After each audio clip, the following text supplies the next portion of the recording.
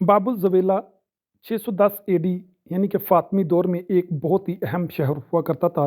इसमें अब भी बहुत सारी बिल्डिंग्स उस वक़्त की मौजूद हैं। ये मीनार 1012 एडी में बनाए गए हैं। इसके अलावा बाबुल ज़वेला में जब हम दाखिल होते हैं तो वहाँ पर हम 610 से 1092 एडी में इस्तेमाल होने वाली चीज़ें वाज़िह तौर पर नज़र आती हैं। उस दौर में इस्तेमाल होने वाले कुछ बर्तन यहाँ पे रखे गए हैं जो कि खस्ता हालत में मौजूद हैं। ये लोग सिगार के बहुत ज़्यादा शौकीन थे।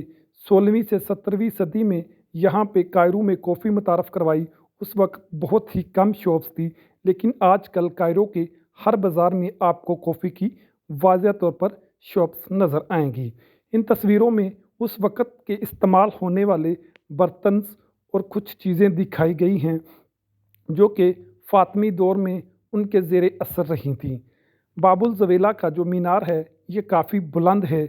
जब हम इसकी सीढ़ियों से ऊपर जाते हैं तो ऊपर हमें ये बाबुल ज़वेला का एक बहुत ही खूबसूरत व्यू नज़र आता है।